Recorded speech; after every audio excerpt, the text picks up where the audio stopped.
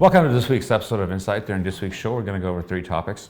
The first one is going to be about the economic growth numbers from the first 6 months of the year. Second one is about a possible military deal with India in purchasing military equipment. And the third one is going to be a short memo to the Prime Minister about the goings-on of the last 10 days, specifically in Artsakh, Berdzor, and other places.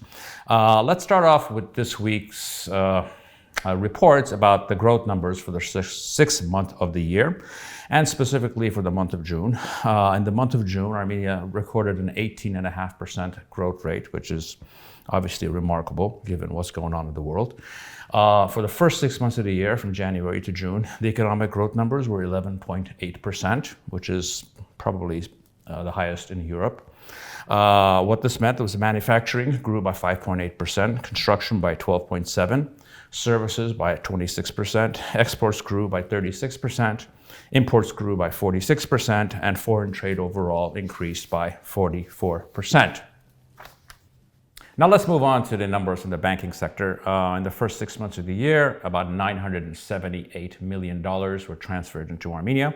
A good chunk of this was from Russia, somewhere above $700 million. A little over 200 million of it was from the United States.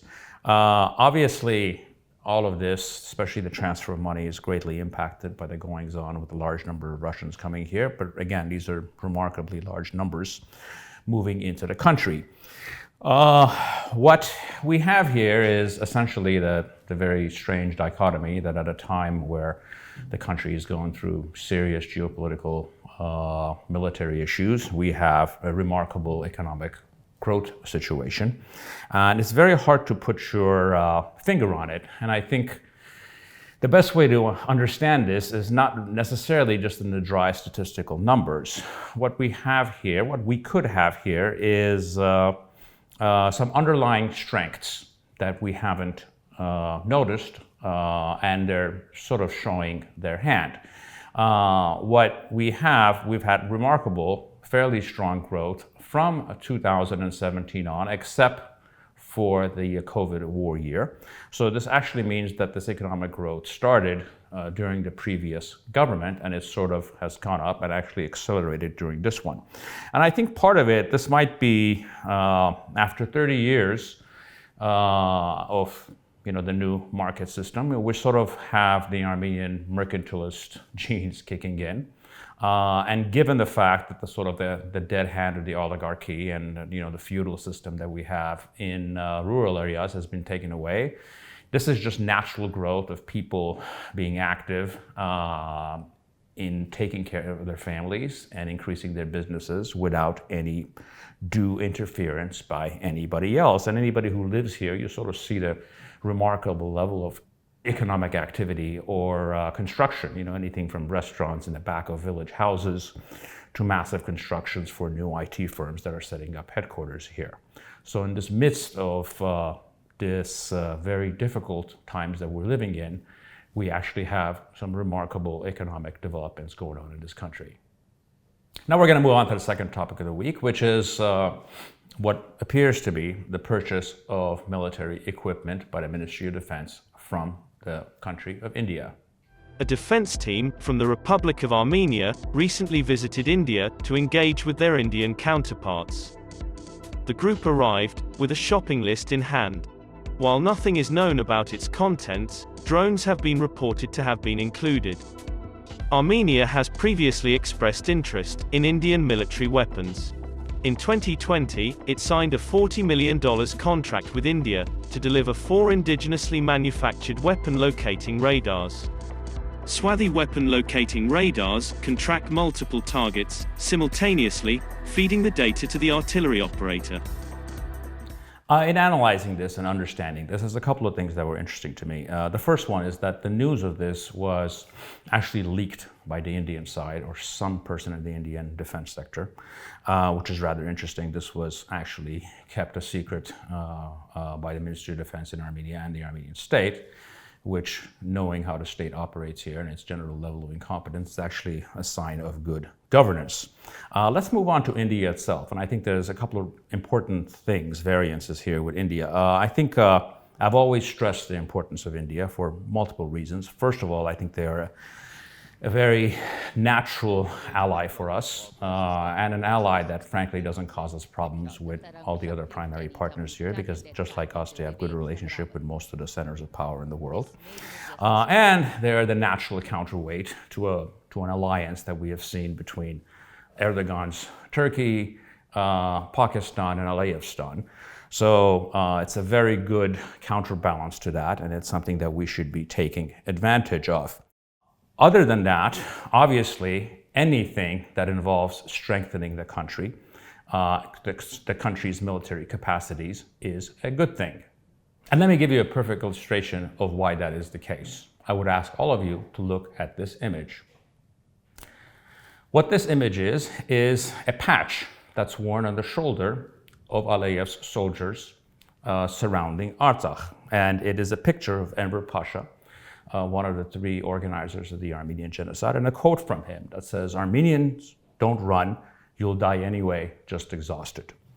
If you ever want to know what this country is up against, that picture tells you all you need to know.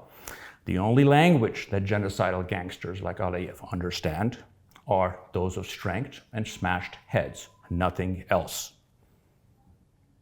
Let's move on to the third and final topic of the week, which is a short memo that I have for the current government and our Prime Minister. The first one is, what we really see here is you're leading a state and a military that at this point is developing an exceptional capacity for humiliation, which, however, never seems to bring us peace, but takes us into war in worse and worse situations. Let's look at where we stand with the rest of the world, specifically with the issue of Artsakh, with our quote-unquote international partners. Let's start with the EU and the United States. It's very clear to me that what they want, the best possible outcome for them, is an Artsakh that is without Russian presence, under the jurisdiction, the legal jurisdiction of the regime in Baku, with certain protections or rights for the local Armenian population that will disappear the moment the world spotlight moves on. Preferably all of this without mass violence or ethnic cleansing. I think in reality they all know this is not a workable solution, but minus intense pressure, they don't really mind an ethnically cleansed Artsakh as long as it doesn't come with the Srebrenica type optics. What matters to them is to avoid the ugly scenes and the optics of ethnic cleansing, but not the ethnic cleansing itself. Let's move on to Russia. The Russian goal, the Russian troop presence in Artsakh, is to serve the interests of Russia. And to the extent that that matches our interests, to a certain extent it does, and to a certain extent it doesn't. Their interest is to stay in Artsakh permanently, while having very good relations with the Aliyev regime. This is something that is, quite possibly workable in the short or mid-term. It's likely impossible in the long term, but the long term is somebody else's problem.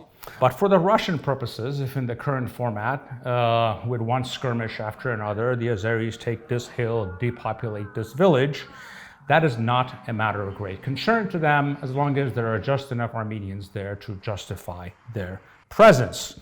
And in fact, any kind of a military incident once every couple of months makes both sides, specifically our side, even more dependent on them. So this is not something that is contrary to their interests. Moving on the issue of Artsakh, for anybody who believes that if Armenia walks away from Artsakh, whether it's local or international community, they think we're going to have peace. We're actually not going to have peace. It's because there's actually no precedence in history for a regime like Aliyev's to ever stop their aggression and their demands until they are forced to by military means. That's unfortunate. That's the unfortunate reality of what we're dealing with.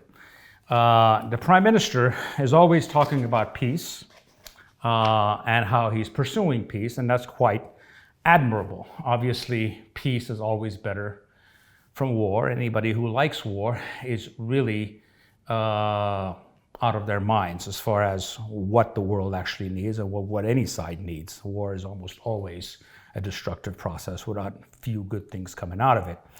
In fact, one of the things that the Prime Minister always likes saying is that there's no alternative to the peace agenda. Unfortunately, for his purposes, there actually is. And that decision for the war agenda is actually entirely made by the other side. So regardless of what our Prime Minister wants, he's not the decision maker. In fact, the Prime Minister's choice is one of two things: a war that you're ready for or a war that you're not ready for. Peace in this context can only be achieved through strength and not through other formats.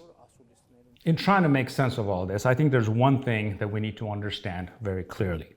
We need to understand this principle, and this needs to be our operating principle on how we approach the world and what is around us and what our tasks are. And that is, no one cares about us and we have no friends. That is the reality.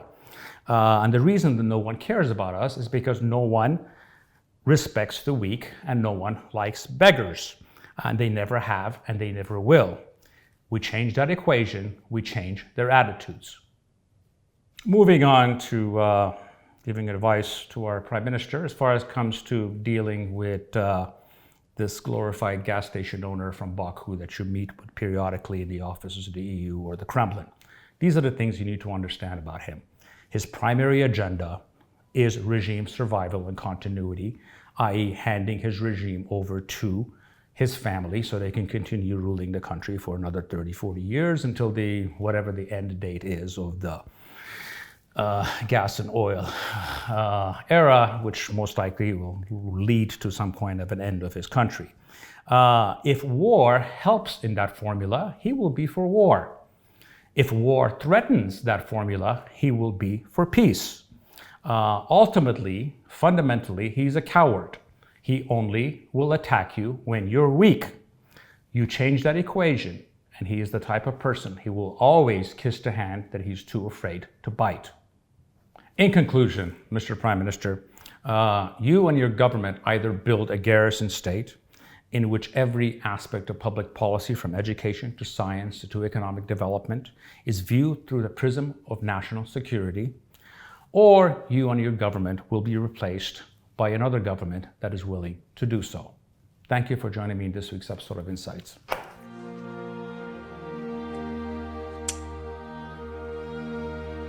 Get busy living or get busy dying.